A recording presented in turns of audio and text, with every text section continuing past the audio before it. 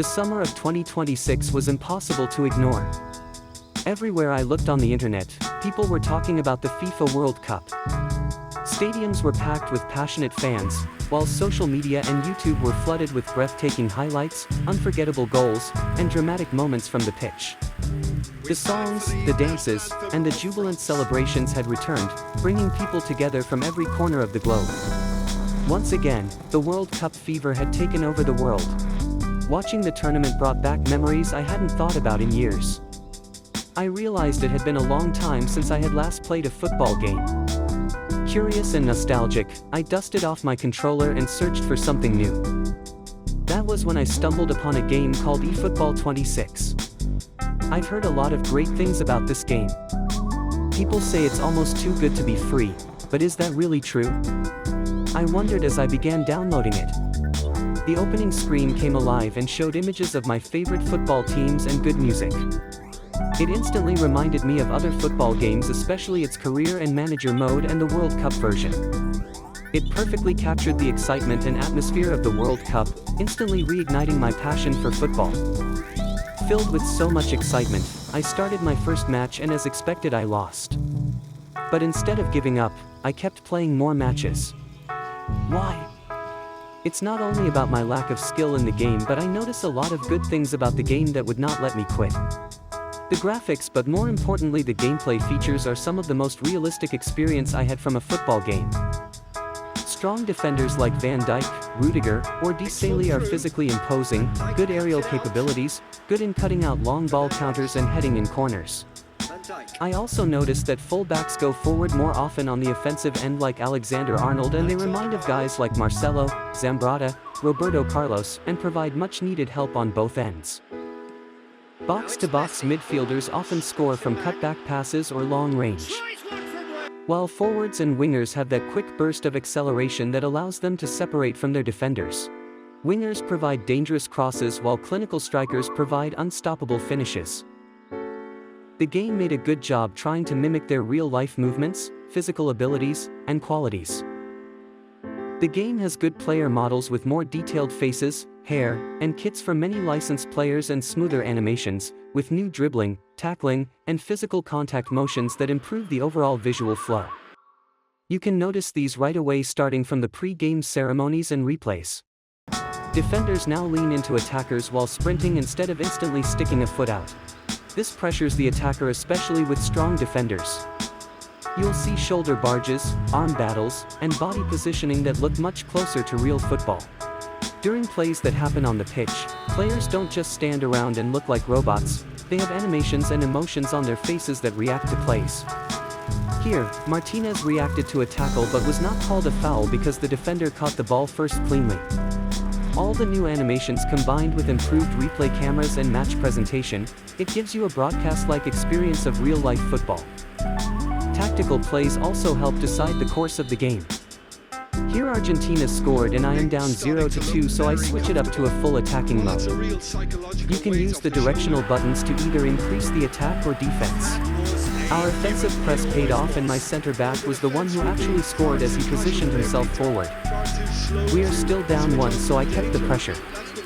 A good team like Argentina can easily counter you though, so be careful when employing an all-out attack. A bad turnover and you'll see this kind of opponent blitz you to the other side of the pitch. If you're unlucky they'll score and the deficit would grow bigger. Players have that natural ability to be in the right place at the right time. We've just seen the perfect example.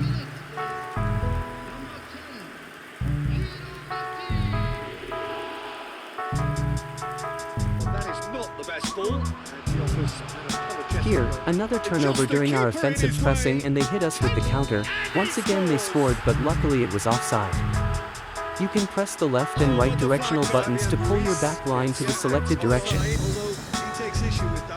A well-timed offside trap is much better than this, since this was very close to not being called.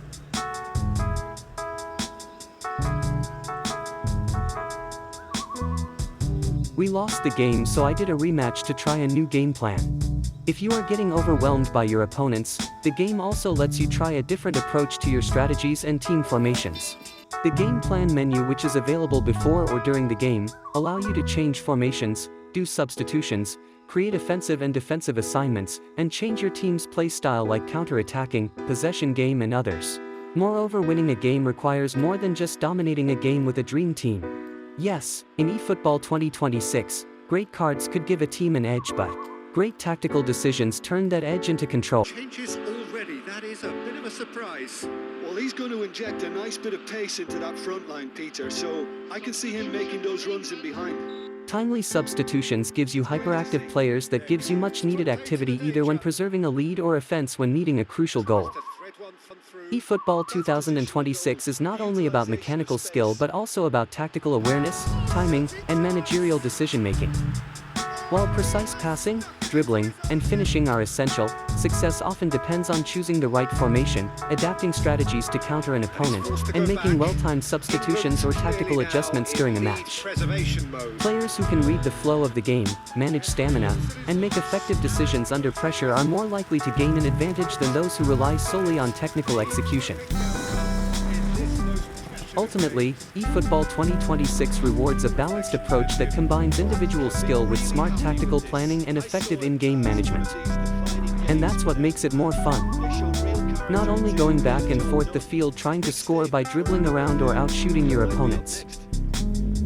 Here you also need to learn when to be defensive and manage the resources that will give you a more satisfying win. It adds another layer of challenge and excitement aside from the traditional way of playing football games. And it's not overly complicated. Maybe for casual gamers since they don't give time to learn the game and just want to play quick matches.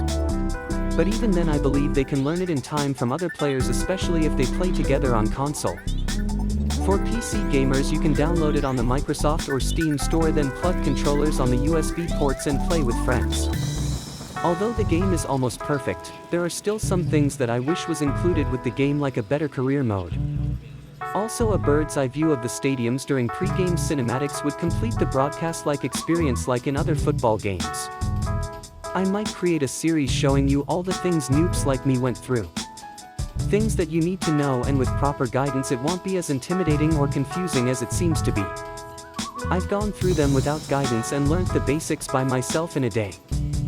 The other tactical things I didn't know but was very important to progress your team and play in higher divisions, those took more than a day, but if you know it and did research it will be faster. I plan to create a series of guides for you to be able to easily learn things that you need to know, but pretty sure plenty of them are out there already. But if you are willing to subscribe to those updates, please subscribe.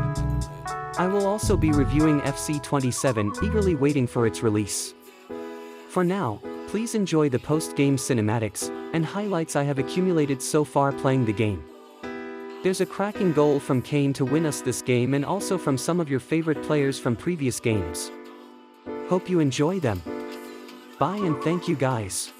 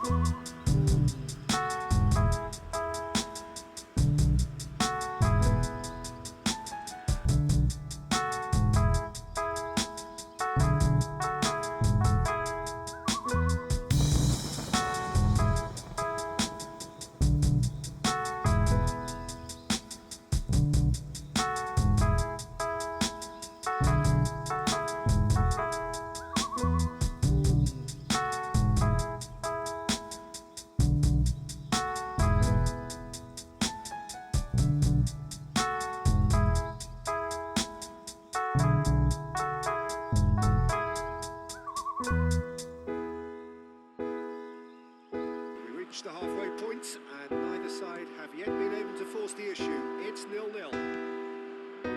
Back on the way then. England. Oh, good line. There's a goal. How they've waited. Now they have it. A lovely header, but really it was all about the delivery. He did so well there, attacking the ball the way he did. He got a strong forehead behind that.